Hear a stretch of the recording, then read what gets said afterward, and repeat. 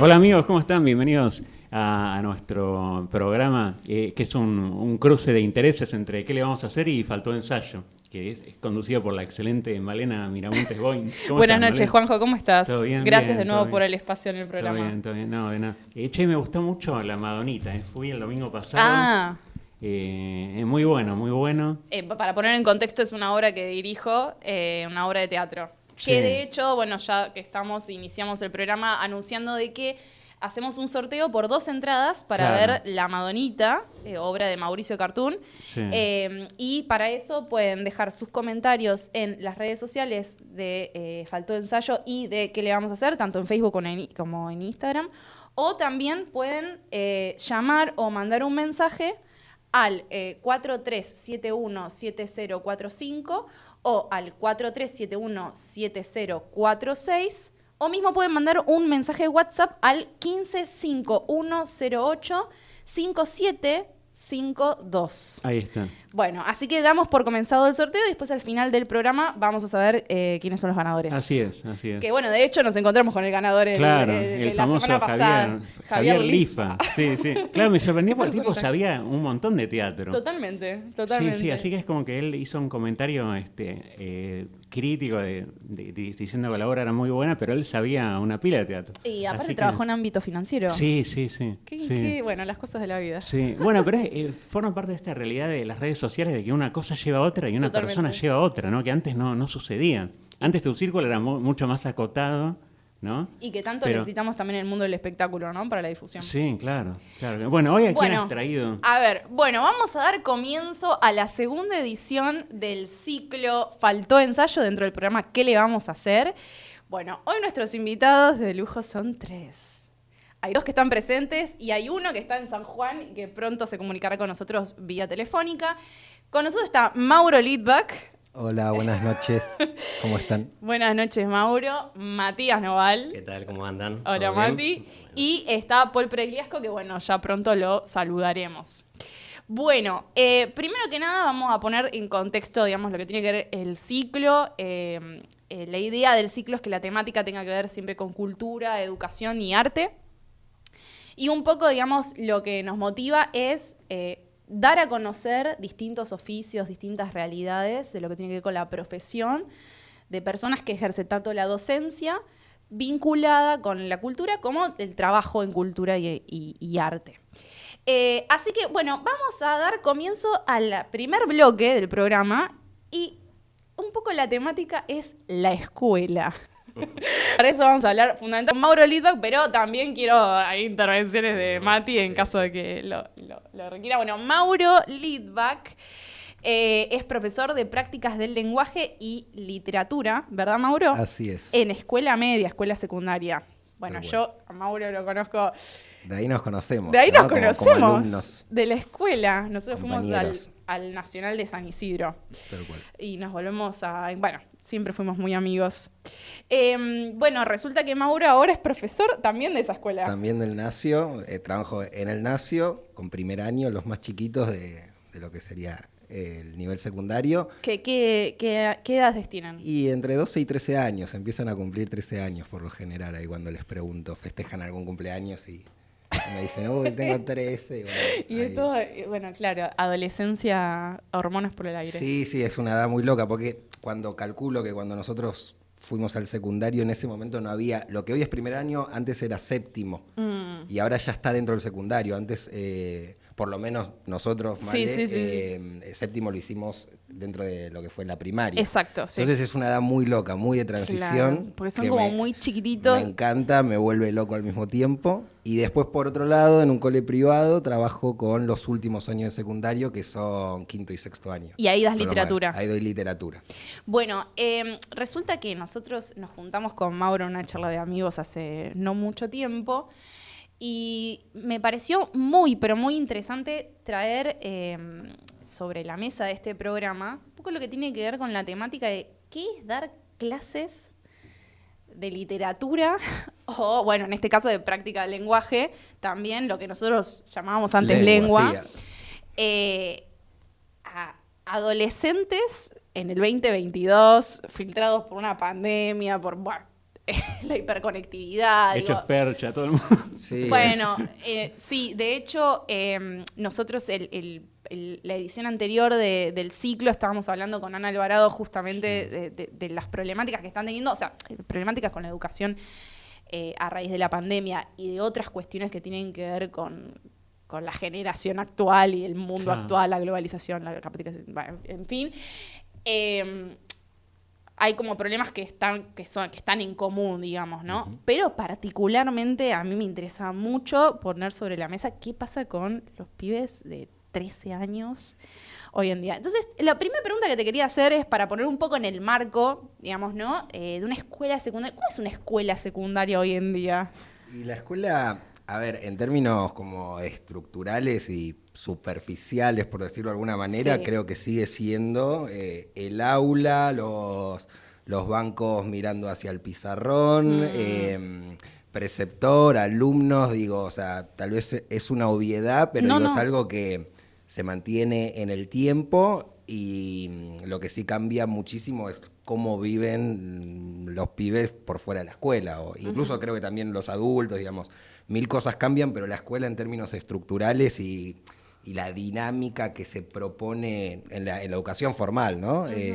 Sigue siendo la misma. Entonces ahí hay como una tensión constante que bueno, qué sé yo, es parte del laburo, digo, así como es muy difícil de abordar, al mismo tiempo es un desafío en sí mismo, no sé. Sí, como hay como una falta de coherencia, digamos, entre como la mutación, que aparte es como que viene a una velocidad enorme afuera de la escuela, y qué pasa, como decimos, con la estructura.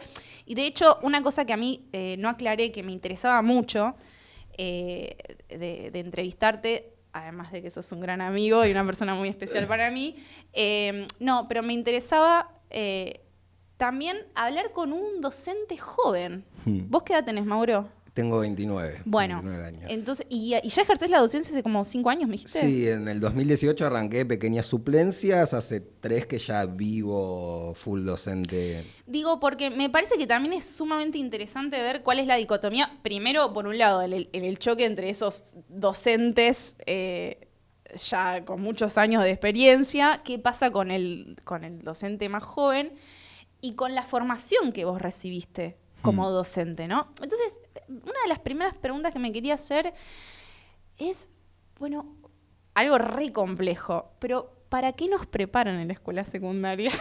Es toda una pregunta que... ¿Qué contenido se enseña en una escuela secundaria? ¿Y qué es lo que le puede llegar a interesar a un adolescente hoy? O sea, todas las preguntas como que en algún punto se relacionan y al mismo tiempo cuesta relacionarlas en el sentido de que es como que disparan para lados distintos. O sea, es muy... A ver, hablo desde práctica de lenguaje, digamos, hoy ya se enseña en función, por ejemplo, de que el lenguaje adecuado y adaptado al contexto en el que se practica, ¿no? Entonces, es una materia que digamos, viene a romper un poco con cuestiones como que en otro tiempo tal vez tenían un sentido más directo con vas a la escuela para formarte, aprender a leer y a escribir de determinada manera, porque eso después iba a tener una consecuencia muy directa con lo que hagas por fuera de la escuela. Uh-huh. Hoy me parece que la comunicación y el lenguaje opera de maneras, no sé, piénsenlo un segundo, no sé cómo hablan con sus amigos por un lado, por WhatsApp, claro. O sea, el lenguaje utilizado en Internet por otro, en los medios de comunicación, digamos. Entonces hoy se piensa mucho como cada ámbito, de alguna manera, tiene como esto, ¿no? El lenguaje se piensa para que sea como tenga un sentido aprenderlo y comunicarlo dentro de ese espacio. Entonces ya como partimos de la base, que a mí me interesa ese enfoque de, para que tenga sentido es que los pibes no hablan bien o mal en sí mismos, sino como, bueno, cómo hacemos en la escuela para que tenga un sentido y para que entiendan la función que tiene el lenguaje según el ámbito. Bueno, esto que estás planteando es mucho más cercano a esta mutación que estamos hablando, digo, por fuera de la escuela, por decir una forma como metafórica, y qué pasa con lo estructural también dentro de de cómo vos trabajás tus clases. De hecho, una cosa que me interesó mucho cuando charlamos con Mauro la vez pasada es que yo en un momento, cuando estábamos hablando de teatro, porque bueno, es a lo que yo me dedico y siempre digo, claro, hablamos que nosotros cuando estudiamos juntos, era bueno, una de la rama de, no de la literatura, como de los... Sí, en los grandes géneros Sí, literarios, los géneros, la ahí me salía poesía, la narrativa y el teatro. Y el ¿no? teatro. Sí. Entonces, no, porque nosotros teníamos que ver, no sé, veíamos, ¿qué texto das para leer? Le pregunto yo a Mauro cuando querés trabajar con los chicos de teatro. Sí. Y de repente vos me dijiste, bueno, no es tan así como antes, ¿no? Como que, y empezamos a hablar del tema de la cosmovisión. Este es un tema, para mí, era algo que me interesaba mucho poner sobre la mesa en este programa, que tiene que ver con la cosmovisión y también cómo se enseña la docencia en este momento, o por lo menos cómo la ejercés vos. Sí, tal cual. O sea, está dentro del programa, del currículum de educación, ¿no? Tenemos obviamente como una currícula que nos ordena, nos establece como un lineamiento. En ese sentido, en literatura, que es cuarto, quinto y sexto año del secundario, lo que se propone son cosmovisiones. Y después hay textos sugeridos, no tenemos como... hablo también, es importante aclararlo, provincia de Buenos Aires, ¿no? Digamos, claro. En este caso, yo trabajo en San Isidro, pero todo provincia. Después claro. sé que en Capital, no sé bien, nunca leí una currícula de Capital, pero digamos, no sé si ahí se manejan de otra manera en cuanto claro, por lo menos a la bajada política sobre la educación. Sí. Claro, los tipos te sugieren una determinada bibliografía y vos podés obedecer como que no. Exactamente, claro. Lo que sí hay que obedecer, o por lo menos yo como estoy a favor de este enfoque en literatura de las cosmovisiones, es decir, por ejemplo, ¿no? Para ser más concreto, en sexto año, que tenemos 3 cosmovisiones que vos las tenés como que planificar, armar como toda una secuencia. Sí. A lo largo del año tenés cosmovisión humorística, cosmovisión alegórica, cosmovisión vanguardia, ruptura, experimentación, lo lúdico. Digamos, la literatura que viene a romper estructuras.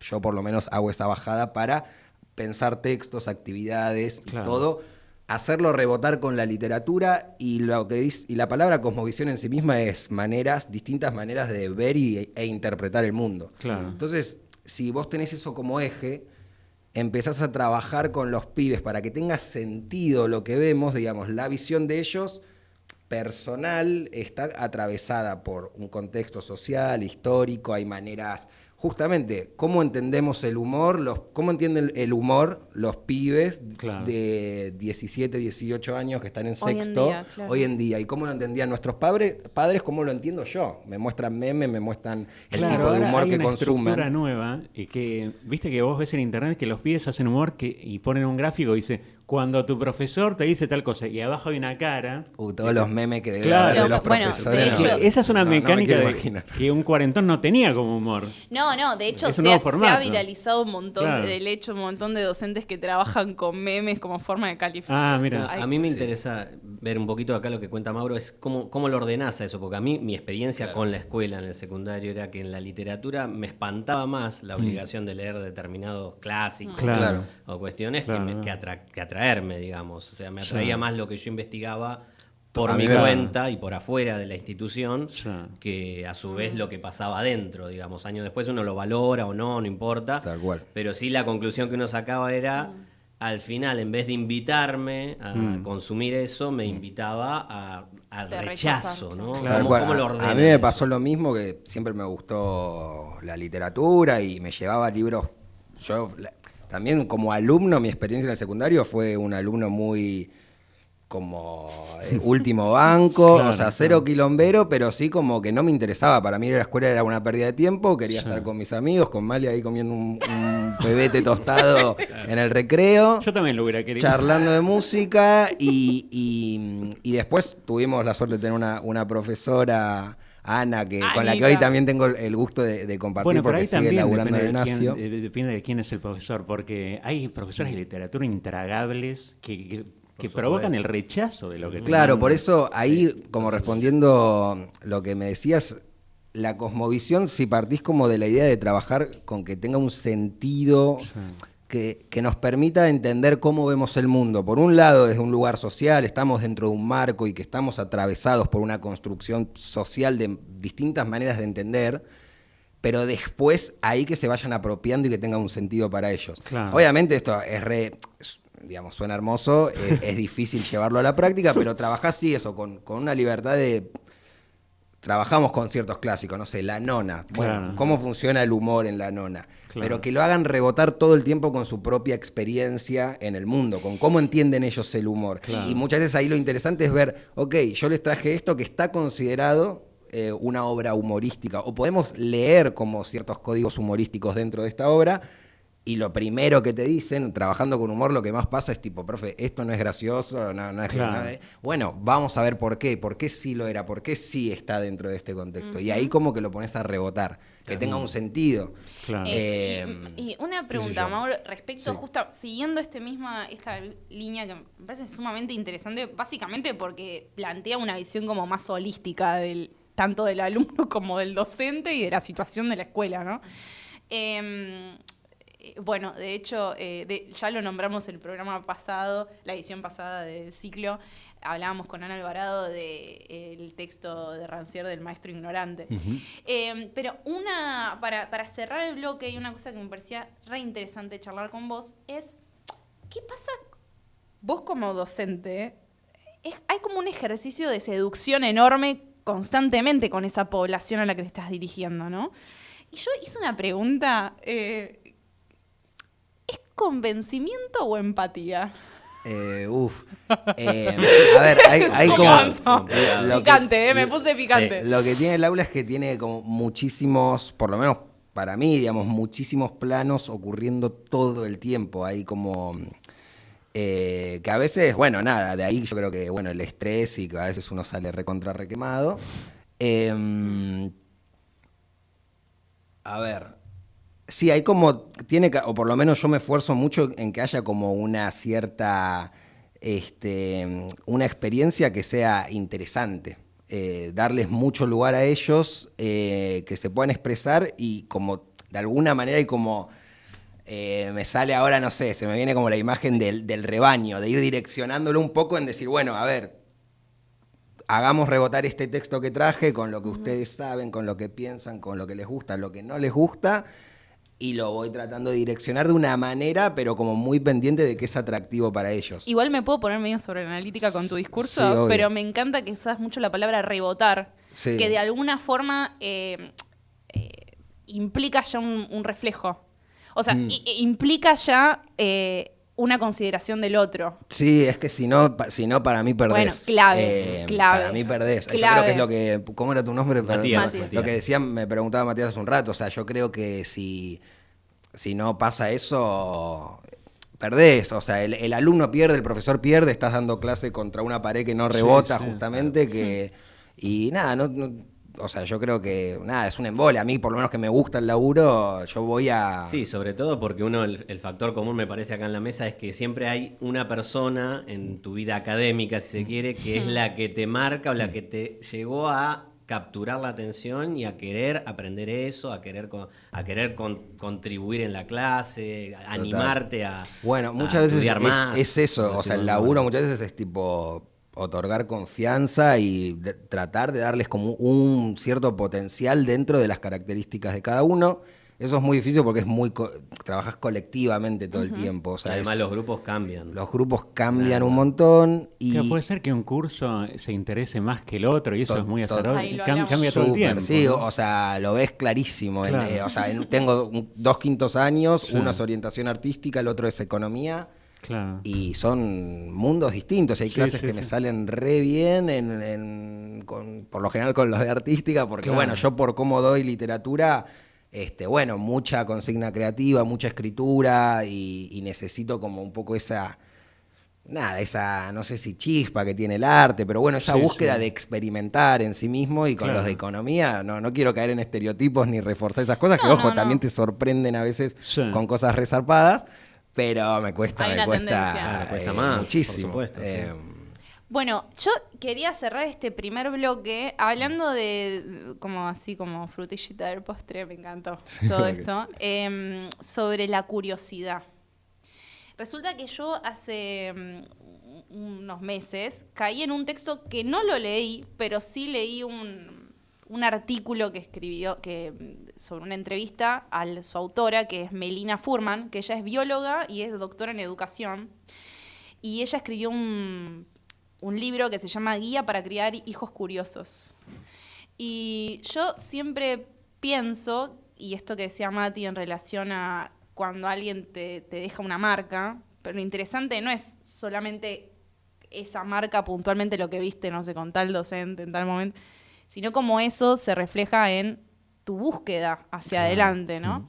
Entonces me gustó lo que ella habla en esta entrevista sobre su libro, que me parece muy interesante, me lo quiero comprar, que habla sobre la motivación intrínseca en la curiosidad y que, bueno, que un poco es como uno de los grandes valores que uno le puede dejar como padre, madre a un hijo, hija, vinculado a lo que tiene que ver con porque básicamente hay un trabajo muy grande de motivación. De hecho, nosotros hablamos de esto con Ana Alvarado la vez pasada en relación a la importancia de motivar desde la docencia. Sí, no, y a mí, que es algo que apareció un poco al principio de la charla, no sé si es solamente efectos de la pandemia, con la pandemia lo veo un montón, pero ya lo veía desde antes, arranqué hace 5 años.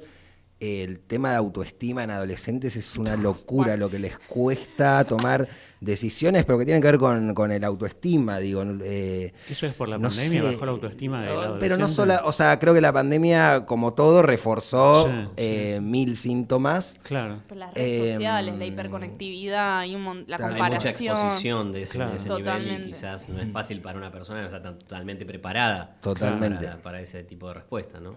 Sí, también hay nuevas enfermedades, hay anorexia, hay dismorfia, que es cuando vos sentís que tu cuerpo no es tu cuerpo. Yo creo que eso existió siempre. Lo que pasa es que ahora se visibiliza por suerte. Sí. Por suerte. Lo que pasa es que hay un montón ahora de cadenas nuevas de forma de bullying, Sí.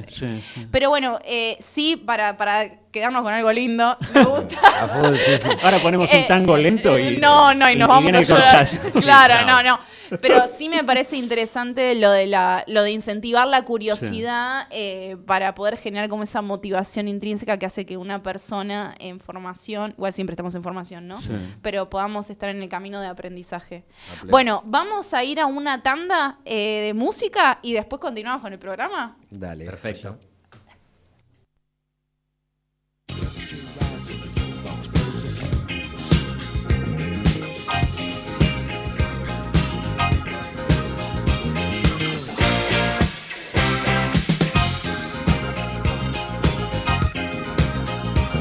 The deserts of Sudan and the gardens of Japan, from Milan to Yucatan, every woman's, every man. Hit me with your rhythm stick, hit me, je t'adore, ich liebe dich, hit me, hit me with your rhythm stick. Hit me slowly, hit me quick, hit me, hit me, hit me.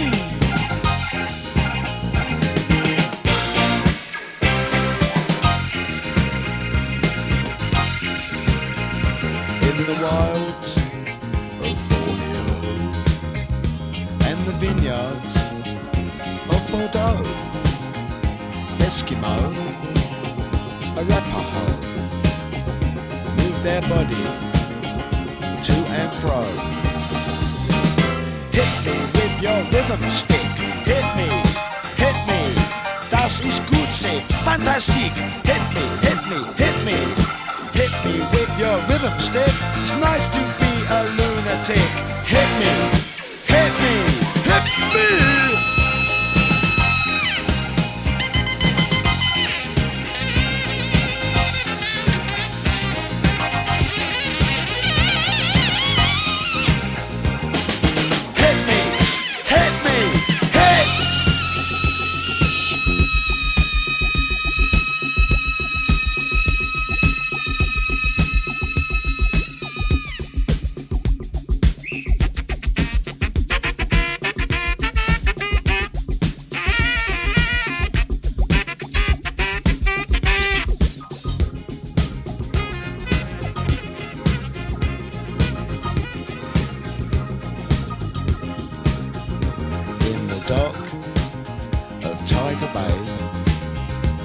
the road to Mandalay, from Bombay to Santa Fe, o'er the hills and far away. Hit me with your rhythm stick, hit me, says Simon, he says nicht, hit me, hit me, hit me, hit me with your rhythm stick, two fat persons, click, click, click, hit me, hit me, hit me. Bueno, muy bien. Y esto fue Hit Me With Your Rhythm Stick, una canción de Ian Dury and the Blockheads, elegida por Matías Noval, Tomás, porque sí. una de las premisas de este ciclo es pedirle a vuestros invitados que elijan algún tema para las tandas. Así que bueno, este es un gran hit de la banda de los 70s. Sí, exactamente. Que era como que fusionaba medio como el punk rock, rock pop. Es muy curioso, mira, muy curioso el Wave. caso de Ian, es muy curioso porque justamente él era un educador también. Ah, a ver. Ian Dury era maestro de artes plásticas, era pintor y maestro de artes plásticas y dejó de enseñar y se dedicó de lleno a la música ya grande. Mirá. Empezó a tener sus primeros grupos y él era enfermo de polio. Ah, mirá. Tenía el cuerpo deformado por el polio. Había nacido obviamente en una época donde todavía la Sí, vacuna sí, no estaba. había llegado a tener un gran efecto en la población y nada, era el anti-rockstar, digamos, ¿no? Además de ser un gran educador, porque lo que dicen era que era un gran educador, pero el tipo un día dijo, bueno, yo no me quiero dedicar más a esto, quiero ir a hacer música. Era el anti-rockstar porque no tenía el look de una persona en los 70s. Claro. Vos tenías Led Zeppelin, donde Claro. eran todos hermosos, rubios, de pelo largo, sin panza. Sí, sí, claro. Y de repente aparecía Ian Dury, Sin panza. deformado por el polio, en muletas, Ah. cantando rock, mezclando punk, Ah, jazz, me encanta. new wave. Sí, Qué sí. loco, ¿no? Que a un mí me caso sonaba muy, medio a muy- Jamiroquai, ¿no? Pero Jamiroquai vino 20 años después, ¿no? Sí, Sí, exactamente. no, Sí. otra época. Este tema también es considerado dentro de la que es la música como un hito para lo que es la música pop después. Claro. Y todo lo que influyó en Sí. distintas bandas, como por ejemplo Bueno, Jamiroquai. me Claro. encanta que tengamos melómanos en la No, mesa. sí, buenísimo. Sí, Acá sí, sí. somos todos melómanos, ¿o no? Sí. Vos Yo también. como dato de color sumo que escuchen también a Baxter Dury, creo que es el hijo, vamos, yo no investigué nada, Podemos hacer pero una que playlist, está buenísimo. una Sí, playlist de para Faltó agregar. Ensayo. Ah. Una playlist en la Dale, semana lo notamos. de A Faltó full. Ensayo. Y otro dato es que Buenísimo. Ian también actuó en varias películas. Ah. Ay, chico. El amante, el cocinero, el amante, su cocinero, y bueno, esa película ¿De muy... quién era esa película? No recuerdo, pero me acuerdo Ay, que Dios, yo la estaba vi una hace un actriz montón. muy conocida que en este momento no me voy a acordar. Es una película Sí, hermosísima sí, sí. de Y los el años- arte es tremendo. finales de los años 80, principios de los 90, donde Dury Sí. justamente hacía del cocinero. Ah, mira. Ah, bien. Sí, sí, alta sí. escena de esa cocina. Sí, tremendo. Bueno, a todo esto, Matías Digo, Noval, ¿quién es? ¿Quién es? ¿Qué A todo hace? esto, ¿Qué hace, a todo esto Matías? tangencialmente, ¿a quién tenemos? ¿A quién hoy? tenemos de invitado en la mesa hoy? Me encanta esto. La Esto mesa. esto es una mesaza, Es ¿no? una Lo mesa. de esa Ay, señora. no, esa señora. Esto es una ¿Qué sabe esta mesaza. señora de Ian Dury? Matías Noval es diseñador Sí. escénico, escenógrafo, iluminador, diseñador de Sí. iluminación y es formador teatral. También, sí. Bueno, Mati, nosotros nos conocimos trabajando juntos. Claro, clarísimo. ¿No? Sí, tal Bueno, cual. sí. Ahora, Ah. y bueno, y con Mati, nosotros nos conocimos trabajando juntos en el teatro, bueno, en el Centro Cultural de la Cooperación, vos trabajás ahí. Hace ya casi 18 años, sí, trabajo en el Centro Cultural. Bueno, a mí me interesa hablar sobre tu quehacer en distintos aspectos, pero una de las cosas que me interesa mucho hablar en este ciclo es el detrás de escena, ¿no? En este caso estamos hablando del contexto de teatro, Ujú. pero digamos un poco dar a conocer los distintos oficios que por ahí son los que no son aplaudidos, o mejor dicho, o no a conciencia, y que me parece que es interesante que se pongan en juego. Paralelamente a todo esto, tenemos en la línea telefónica a Paul Pregliasco. Hola, Paul, ¿nos escuchás? Hola, Male. Sí, te escucho muy bien. ¿Vos me escuchás bien a mí? Te escuchamos muy bien, cambio fuera. Bien. Bueno, que... O como lo de seguridad que dicen positivo, negativo. Positivo, claro, claro. Cambio. Bueno, Paul lo tenemos en el teléfono porque Paul está en San Juan en este momento, pero a mí me interesaba mucho este bloque, hablar sobre el quehacer de cada uno. Primero quería hablar sobre el tuyo, Mati, pero sí, para mí una de las... este bloque yo lo quiero llamar el oficio. El otro era la escuela, ahora quiero el oficio. Y me interesa muchísimo el diálogo que hay entre la técnica y el diseño. Digo, porque un poco lo que me interesaba abogar en este programa también, y un poco hablando sobre el quehacer en las artes, es que hay como mucho prejuicio sobre quien hace arte en relación a, bueno, como esa persona, como todo relacionado como la bohemia, como Claro. si no hay reglas, como no, bueno, todos trabajamos Claro, con porque reglas. siempre dicen, porque ese tipo no encajaría en ningún lugar. Es como que dicen eso, ¿no? Sí, en general Este el tipo arte no lo sí tomaría. está puesto en ese lugar. Claro. Y hay como mucha, que- y hay mucha técnica puesta en juego y mucho conocimiento, Claro. y de repente nos podemos sorprender como, no sé, si en este momento un mecánico está escuchando el programa de casualidad, pueda Sí. de repente ver vinculado su trabajo Claro. con el quehacer teatral. Así que bueno, primero vamos a empezar con Mati a hacer un par de preguntas y después, Paul, te voy a hacer unas preguntas a vos. Qué loco, Dale. qué loco que no esté. Bueno, Mati, Sí. ¿a qué te dedicas? Bueno, en principio mi trabajo, mi oficio es técnico teatral. Lo otro se desprende, yo estudié la carrera de escenografía y empecé diseñando luces, pero mi oficio es el técnico teatral. Y eso comprende una cosa muy grande, porque a mí me gusta pensarlo esto, ya después de haber estudiado mucho tiempo el fenómeno teatral, que es una cuestión de tradición también, con lo bueno y con lo malo, digamos.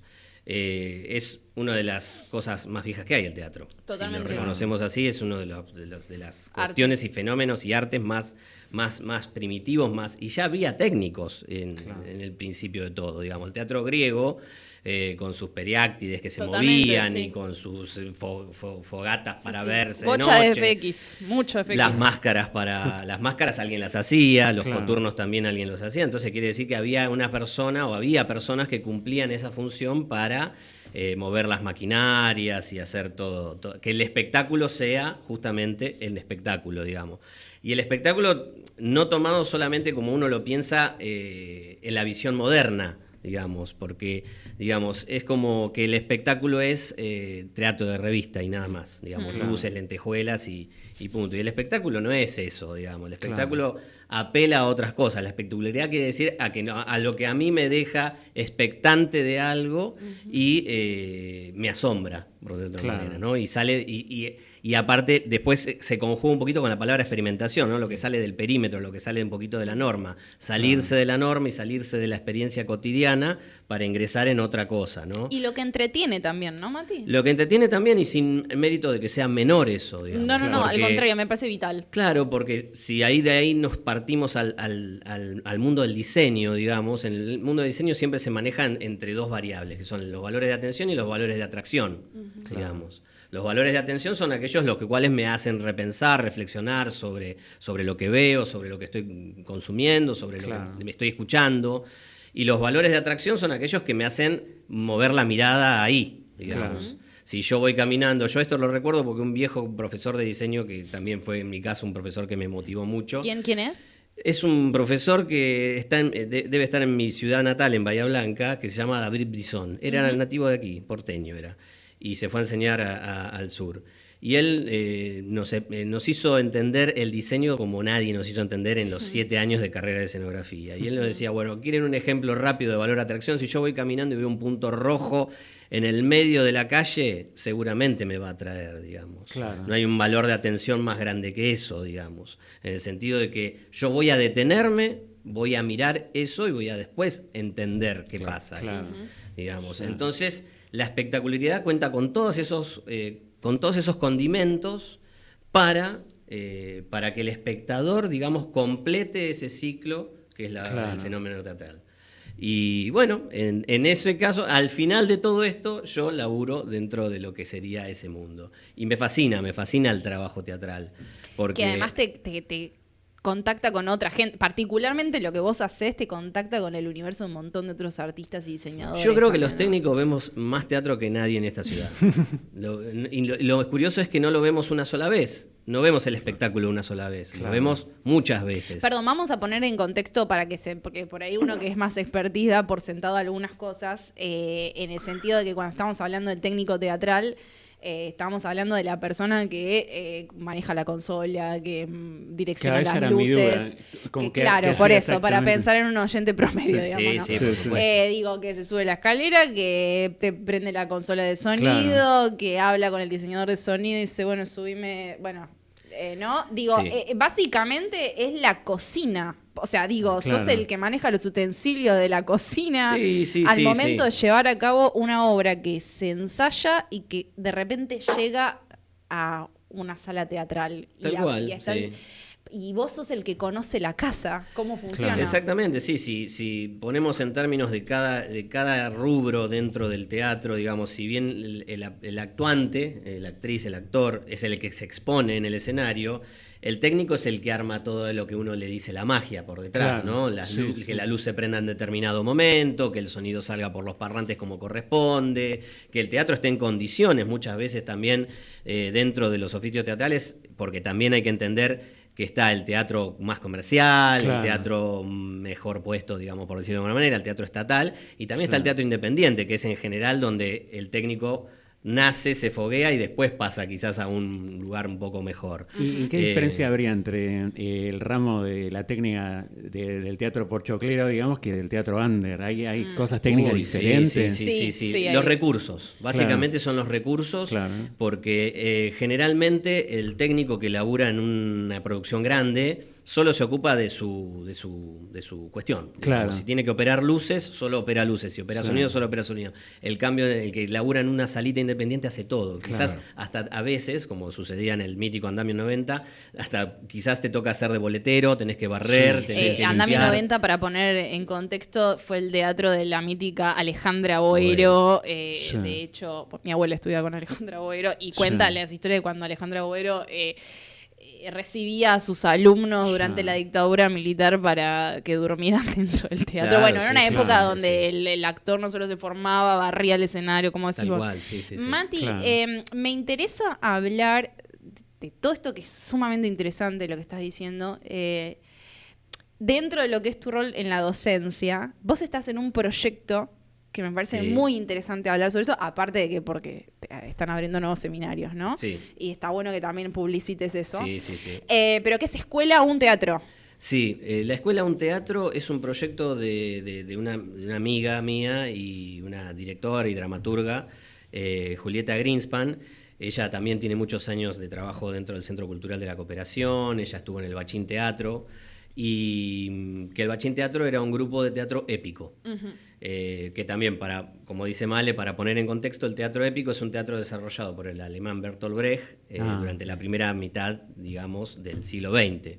Un teatro que cambió mucho de las reglas teatrales que hoy vemos, digamos, esta cuestión del teatro independiente y su estilo y muchas cosas provienen, a veces a conciencia, a veces no, de ese tipo de teatro. Y el proyecto nace, en principio, como una escuela de ensayos escénicos para otorgar conocimiento sobre teatro épico, que quizás es un tipo de teatro que no está tan desarrollado acá en Argentina y ni tan estudiado. Pero obviamente, como todo proyecto, empieza por ahí y empieza después lentamente a desarrollarse más. Y lo que nos motivó a desarrollarnos más es la experiencia integral de la enseñanza teatral. Digamos, nosotros damos seminarios donde no solamente se enseña a actuar o a desarrollar tu propia escena desde la dramaturgia y qué sé yo, sin fin de cosas, sino que también lo que nos dedicamos es a todos los rubros son importantes y están en el mismo plano, digamos. A eso decimos integral, decimos, si nosotros, si bien consideramos que la palabra puede ser el germen y el génesis de una obra, pero bueno, lo visual también influye. Claro. Y también por eso trabajamos con otra amiga que es Nelly Escarpito, que es una titiritera de mucha trayectoria, que ella da esa parte, la parte de teatro de objetos, títeres, porque consideramos que el fenómeno teatral puede, ya a esta altura del partido sobre todo, puede partir de cualquier cosa, digamos. Ujú. Claro. De la simple animación de un objeto inanimado se puede desprender ahí o se puede desarrollar una obra. De un poema se puede desarrollar toda una obra de teatro. Claro, sí, Y quizás también a partir de una imagen. A partir de ver una imagen, uno desarrolla una dramaturgia o todo un espectáculo encadenado con eso. Claro, digamos. porque ellos, por ejemplo, en La Madonita agregaron una parte al guión, que es la parte final, que en base a una iluminación. Entonces ustedes como que agregaron, ¿no? Algo. Sí. En la obra de la Madonita, que dijo que a todo esto sigue vigente el sorteo. Sí. Hay una tratativa ahí sobre la dramaturgia escénica, si se quiere, que está como es una licencia por encima digamos, lo que es el texto dramático del autor. Sí. Claro. Pero a mí me parece muy interesante lo que decís, Mati. Por eso a mí me interesa que se ponga en juego el tema de hablar sobre otros oficios que no son yo ya insisto en esto, ¿no? El ciclo pasado, la edición pasada, que hablábamos con Ana de, hice un curso de teatro. Sí, yo hice mucho teatro. Y en general se está hablando de la actuación, como si el teatro estuviese reducido a la actuación. Entonces, me parece muy interesante que personas como Mati estén pudiendo hablar sobre su oficio, Sí. su quehacer, y también en la docencia en particular. Mati, ¿querés contarnos brevemente, porque así seguimos con Paul, Sí. ¿qué seminario van a estar dando ahora? Este miércoles, el próximo miércoles 5 de octubre, a partir de las 6, es un seminario virtual. Lo hacemos virtual porque tenemos varias personas de todo el país. Estamos dando, particularmente, es un seminario sobre iluminación, producción técnica y sistemas de visualización. Así es el título del seminario. Este seminario sí es específico porque salió a pedido de varios alumnos, digamos, que tuvimos dentro de los otros seminarios integrales. Sí. Ellos querían ahondar un poco más en el tema visual, en el tema de la iluminación, en el tema de la escenografía. Y bueno, a raíz de eso yo con otro compañero que es Mariano Arrigoni, que me da una mano tremenda en este seminario, desarrollamos eso específicamente dentro del marco de la escuela y arranca arranca este miércoles y durante todo octubre. ¿Y cómo se pueden contactar con la escuela? La escuela, en general, nos manejamos por un correo que es escuelaunteatro@gmail.com. Ustedes escriben ahí, siempre respondemos, Julieta, Nelly, yo. Estamos atentos y atentas a eso. Y en el Instagram también, ¿no? En el Instagram también, Escuela Un Teatro, está el Facebook también, están Buenísimo. todas las redes con Escuela Un Teatro, lo pueden buscar y consultar ahí lo que deseen. Vamos a hacer una cosa. Paul, ¿me esperas? Vamos a un tema musical No, y si ahora no, vamos... si no, vamos directo a... Vamos directo a- con- Sí. Como entró Paul... Hay un cambio, hay un par de... Claro. Bueno, hay un cambio que de está planes, bien, yo un estaba cambio. viendo de dar un respiro, pero bueno, ok, entonces vamos a seguir con Vos Paul. querías decir otra vez lo de la tanda, me parece. Me gustó lo de la- Pero ya viene. Bueno, fue virando distinto el programa. Me encanta. Bueno, vamos a dar entonces la bienvenida nuevamente a Paul Pregliasco. Paul Pregliasco es técnico en electrónica, es diseñador de iluminación y es docente. Y yo a Paul lo conocí estudiando la carrera de diseño de iluminación de espectáculos, ¿no, Paul? Así es. Y En la Universidad Nacional de las Artes. Y después ciertas reflexiones y conversaciones nos fueron acercando desde otro lugar. Actualmente me encanta, aparte, el contexto en el que está Paul en este momento trabajando. Paul actualmente está trabajando como, escuchen esto, técnico ensayista para una empresa de ingeniería eléctrica, ¿no, Paul? Sí. Yo no llegaría ni al primer cuatrimestre. No, Es muy Sí, capo, sí, es muy capo. Sí. Bueno, muy que no interesante. está tan lejos del teatro, ¿no? No está tan lejos del teatro, que- esta cosa de ensayar y de probar y de ver si funciona o no funciona. No es que no esté tan lejos, sino que hay una lectura técnica que todo el tiempo traspasa, ¿viste? Y todo el tiempo atraviesa campos, atraviesa miradas, atraviesa contextos, ¿viste? Es que, bueno, justamente por eso a mí me interesaba que esto apareciera en el programa, porque es corrernos de la idea de que la técnica está disociada del diseño o de la creación, y por qué no pensar que puede estar puede estar vinculado tu trabajo con el arte también. Y con la creatividad, Sí. ¿no? Para no hablar de arte, creatividad. Bueno, puede ser. Puede ser. Escúchame, Mirá, sí. sí, no, sí. No, te iba a preguntar algo sobre la docencia, pero me interesa lo que ibas a decir.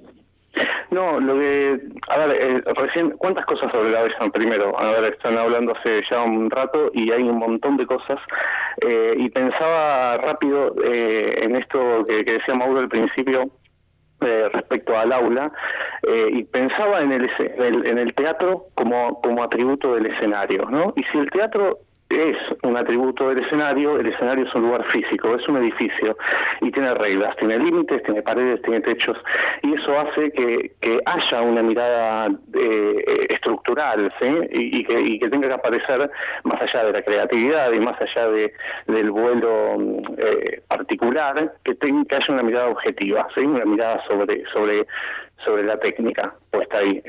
¿Por qué? Por eso, ¿no? Por esta cosa del aula que trasciende no oficios, que trasciende disciplinas, ¿no? Uh-huh. El aula muta, ¿no? De repente vos tenés un profesor que es colega, ¿no?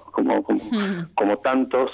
Entonces, ¿dónde está el aula? El aula está entre las cuatro paredes y el foco fluorescente arriba con un pizarrón, esa cosa de la frontalidad que no podemos superar como sociedad, ¿no? La frontalidad escénica, digamos, una cuestión que no podemos superar. Entonces, ¿dónde está el aula? Y eso es un problema técnico. Y escúchame, hablando de problemas técnicos y de la docencia, también me interesaba mucho, bueno, sabés que a mí, con vos me interesaba hablar particularmente del vínculo entre la técnica y el diseño, como ya hablamos también en parte con Mati, bueno, y con Mauro también, por supuesto. Pero me interesa saber desde tu rol como docente, bueno, yo tengo entendido que fuiste docente en distintas instituciones, pero ¿sabes lo que me interesa más? Hablar ahora, y está vinculado con el proyecto de Mati, y me interesa mucho lo que dijiste vos, Mati, en relación a la plataforma virtual que están usando básicamente en función de la federalización, que es un temazo para hablar, ¿no? Pues seguimos siendo un país muy unitario todavía. Me interesaba hablar con vos de qué pasa con los cursos de formación técnica, en los que participás como docente, dentro de lo que para ATIA, que es la agrupación de técnicos de teatros independientes de Argentina.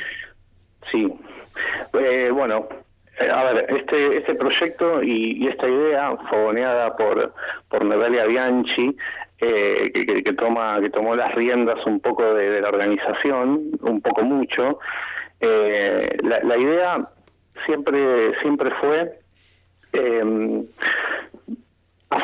concientizar sobre lo amplio sobre lo amplio que es el trabajo técnico en el escenario. Como decían hace un rato ustedes, hay una cuestión multidisciplinaria permanente que cuanto menor es el sistema de producción, mayor es el desafío laboral. Esto del trabajo en el teatro independiente versus el trabajo en el teatro oficial tiene que ver con cómo operan los sistemas productivos. Entonces, teatro oficial, por supuesto, estamos hablando de teatro que depende del Estado, ¿no? Digo, claro para los oyentes. Claro, perfecto. Entonces, el problema, nosotros enfocamos eso, el problema del sistema de producción, cómo dispara ese problema productivo a nuestra forma de trabajar y de vincularnos. No solo de vincularnos económicamente, sino de vincularnos con el teatro. ¿Por qué hacemos teatro todavía, teatro independiente? ¿Para qué lo hacemos? Si es un fin solo social, si es un fin de entretenimiento, ¿cómo funciona esto técnicamente en el escenario? ¿Sí? ¿Por qué tenemos los problemas que tenemos eléctricos, edilicios, ese tipo de cosas?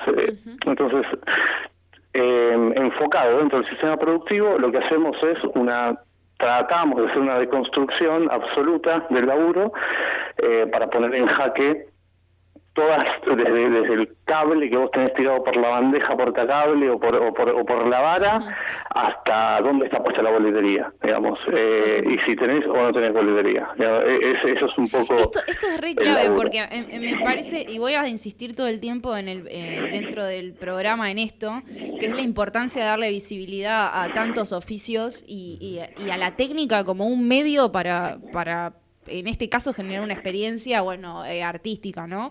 Pero ¿cómo ahí estás hablando de tantas cosas, ¿no? De electricidad, arquitectura... No. Es que es el problema que tenemos... De hecho, perdón que te interrumpa. De hecho, la entrevista empezó con Mauro hablando de cómo una arquitectura de aula puede influenciar en la forma en la que se da docencia. Vos, de hecho, también lo dijiste, hablaste de la frontalidad. Claro. Y acá estamos hablando de lo mismo, ¿no? De cómo una arquitectura puede influenciar. Totalmente. Es interesante ver que hay una forma, que hay una forma por encima, y eso organiza, como decía, ¿no? Hay una audiencia, ¿no? Hay un auditorio armado. De eso hablamos, y nos interesa, digamos, nosotros que estudiamos iluminación y pensamos la imagen de las cosas, cuando es un auditorio, ves problemas de imagen. Entonces, desde los problemas de iluminación asociados a la arquitectura, son los lugares en los que nosotros desembarcamos un poco para problematizar específicamente en estos cursos que estuvimos dando los lugares de las personas que se anotaban. O sea, les hicimos levantar planos, hicimos armar rider técnicos. ¿Quiénes son esas personas que se anotan? Se anotaron técnicos y técnicas de distintos espacios de 4 sectores: de la ciudad de Bahía Blanca, de Posadas, Misiones, Bariloche y Ciudad de Buenos Aires. Hicimos esos 4 polos que duraron un par de meses este año, y permanentemente lo que reforzamos y lo que en la retórica tratamos como no de reformular, sino de insistir, es el hecho de que el curso en sí no sirve para nada si no hay una permanente comunicación como colegas, en el hecho de necesitar algo del otro, es decir, saber a quién llamar cuando tenés un problema. Un técnico no es un superhombre que resuelve cosas, sino que justamente el técnico tiene que salir del pensamiento resolutivo permanente para poder pensar esquemas de diseño que sirvan para tener un pensamiento más proyectual. Eso, ¿no? Y básicamente poner de relieve lo que tiene que ver con el saber específico, ¿no? Sí, también hay un tema que es muy interesante, ahora que lo menciona Paul y escuchándolo atentamente, que es el tema de lo que yo marcaba antes como la tradición, digamos. Nosotros en América heredamos el teatro, digamos. El teatro no nace en nuestro continente, entonces heredamos un conjunto de costumbres. Y nosotros nos las apropiamos y estamos generando nuestras tradiciones. El teatro que nosotros vemos y hacemos acá no es el mismo que se practica en otros continentes, y mucho menos en los que son países viejísimos, ¿no? Como el viejo continente, para hablar mal y pronto. Pero eso impacta inclusive en las maneras de producir, y me parece importante que hoy en día, con los ejemplos de ATIA, con el comienzo de nuestro proyecto de escuela, se empieza a discutir, a debatir y a poner en la mesa estos roles y estos principios de tradición. O sea, empezar a estudiarlo y dedicarle el tiempo necesario para que se desarrolle una tradición y una manera concreta de encarar estos trabajos. Y me encanta que esa pregunta esté puesta de relieve en todo el país, o que por lo menos sea la intención. Sí, porque existe una gran curiosidad en todas partes por esto. O sea, hay una gran curiosidad por desarrollarlo de la mejor manera posible. O sea, sobre todo en el interior, donde las cosas se hacen muy a pulmón, siempre existe la curiosidad por mejorarse. Esto que hablábamos antes con Mauro de la curiosidad, ¿no? Esto de lo que incita a la curiosidad. Bueno, yo experimenté una cosa, bueno, ahora quiero más. Necesito más, pero para eso obviamente hace falta que haya un marco o una estructura que me indique el camino también. Claro. Y ahí es donde el educador cumple la función primordial. Male, un segundo que vamos a nombrar al ganador de las 2 entradas de la Madonita, que es Pablo de Caballito, que se anotó en el concurso. Así que bueno, después Grande nos vamos a Pablo. contactar Lo va a disfrutar. por Facebook. Vos tenías una pregunta, pero para los tres, Sí, para sí, cerrar. sí. Vamos a hacer una cosa. Bueno, felicitaciones, Pablo. Después nos sí. vamos a poner en comunicación. Gran obra, gran Desde obra. producción. ¿Recordás cuándo y dónde está la Madonita? A ver, bueno, eso después, pero bueno, la Madonita está los domingos 19:30 horas en Ítaca Complejo Teatral Humahuaca 4027. Pueden sacar sus entradas por Alternativa Teatral. Mañana es una función bastante especial porque viene ni más ni menos que Diana Mafia a debatir post-función. Así que es una función muy especial, están todos invitados, hay localidades todavía. Bueno, la verdad que este programa fue programón, me encantó, me quedaría hablando con los tres mucho tiempo, de verdad, y me encantaría, poner más cosas sobre la mesa. Tenemos que hacer un programa de 2 horas. Podemos hacer otra. Volvemos la semana que viene, por eso, volvemos. podemos hacer una segunda parte. ¿no? Bueno, pero sí quería hacer una pregunta para los tres, Sí. para cerrar, porque de nuevo me interesa mucho valorizar el trabajo que los tres hacen, cada uno desde su experticia y sobre todo con la docencia. Básicamente que no es solamente ustedes no solo trabajan, sino que además transmiten lo que, digamos, la estructura de pensamiento que surge a partir de su trabajo también y la forma en la cual quieren vincularse con el mundo, me parece. Entonces, tengo una pregunta para cerrar. ¿Qué se les juega de lo personal al momento de ejercer la docencia? Vamos a terapia. No sé quién quiere. Es muy similar a eso. No sé quién quiere empezar. A mí, una banda de cosas, obvio. Me quedé pensando hace un rato en esto que decía que, o sea, yo en algún punto como alumno, en mi experiencia como adolescente, padecí la escuela, digo, más allá después de conocer gente, pasarla bien, pero digo, lo que era estar en clase. Y con respecto a lo que dije hace un rato, yo pienso que un poco hago clases como para que le interesen al Mauro adolescente que estaba ahí. Que hay veces que estoy seguro que me chuparían un huevo y estaría ahí como re aburrido escuchando música, como hacen muchos de mis alumnos en mis clases también. Pero como que cuando me pongo a planificar las clases, como que busco eso. O sea, nada, ahí hay algo muy personal en juego y después, bueno, un montón de cosas que mi psicóloga se hace un festín. Bueno, Buenos Aires es la ciudad más psicoanalizada del mundo también. Sí. Claro, Así que, claro. Ya entendemos por qué. Bueno, en mi caso estoy de acuerdo, muy de acuerdo con lo que decía acá Mauro. Y a mí me pasa que también se me junta ahí que es un montón, no por decirlo de una mala manera, pero son como las decepciones. O sea, todo aquello a lo que vos no pudiste acceder, digamos, o de la manera que te hubiese gustado acceder al conocimiento, que te toca hacerlo después, en otro ámbito o por fuera de la institución, decís, pero pucha, a mí me hubiera gustado esto saberlo antes. Claro, que lo hubiese hecho, revertís, claro, que claro. hubiese hecho yo sabiéndolo antes, es medio Sí. contrafáctico, pero digamos, creo que lo que me empuja es eso, es decir, ¿en qué falló en mí el sistema educativo, Claro. por decirlo de alguna manera? Y ahí tratar de enmendar lo que creo que igualmente es lo que los mueve a casi Tal la cual, mayoría algo de los transformador, docentes, sí. claro, Sí. los docentes se mueven mucho en esa sintonía, me parece, y es lo que lo hace seguir a eso. Y ese punto me parece el más Claro. interesante. Ahí está. Hermoso. Bueno, espectacular. Y no, falta Bueno, Paul, falta sí, Paul. sí, Bueno, perdón. genial. Adelante. Mirá, pensaba hacer una analogía muy rápida sobre el docente comprometido y el escritor comprometido, ¿viste? Hay una cosa de lo que se pone en juego, en lo personal que se pone en juego es todo. Y yo, que no me considero un buen docente, porque justamente nunca doy una cátedra, una clase igual a otra, ¿sí? Jamás, digo, no puedo conmigo, se pone en juego en lo personal todo. ¿Y por qué quiero hacer esa analogía rápida?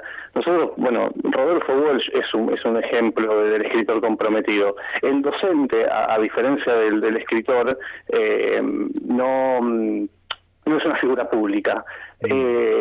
Pero el aula es muy parecido al espacio público. Los problemas que hay de urbanismo son los problemas que tenemos en el aula. Haciendo una analogía una lectura muy veloz de todo lo que estuvieron hablando y estuvimos charlando recién. Pero ¿qué se pone en juego? Todo, desde los deseos, las aspiraciones, las motivaciones, el vínculo con las otras personas, las frustraciones personales, la manera en la que tomamos un examen, la forma de reformular un examen, coincidiendo con lo que decían. A mí se pone en juego todo, mismo el dejar de dar clase y cortar de cuajo y decir no lo hago más y volver cuando creas que tenés algo para dar, ¿me explico? O como para compartir, o como para reformular, para problematizar y para poner en el rincón y destrozar, ¿viste? Una cosa así. Claro. Bueno, Hermoso. gracias, Me encanta. por estar, Chicos, bueno, primero quiero agradecer mucho a Juan José Martín nuevamente por el espacio y la posibilidad de hacer este ciclo. Para mí es un espacio que tiene mucho valor y de nuevo estoy muy feliz con esta entrevista e insisto, lo seguiría eternamente y cada cosa y ahora que... cumpliendo el sueño de Malena vamos a ir a una tanda musical. Pero quiero despedirlos. Bueno, eso, acá en la entrevista estuvieron Matías Noval, Mauro Litvak y Paul Pregliasco. Muchísimas gracias, chicos. Gracias por estar. Un placer conocerlos, hermoso encuentro. Ahí está. Ya nos Un tomaremos abrazo, Paul. unas cervezas en San Juan. Gracias por el espacio y apoyemos ahí la educación pública gratuita y de calidad. Bueno. Laica. Y laica sobre todo. ¿Y quién está detrás del vidrio? Que está Un amigo, un gran amigo. Un amigo de la casa. Bueno, gracias Sebastián también por la operación. Vamos a ir a un tema que, solo para cerrar, es un tema que eligió Mauro. Temazo. Nobody de Mitski. Mitski. Ahí está. Muy bien. Ahí va. Nos vemos en 15 días, Malena. Nos vemos en 15 días. Ahí está. Chau, chau. My God.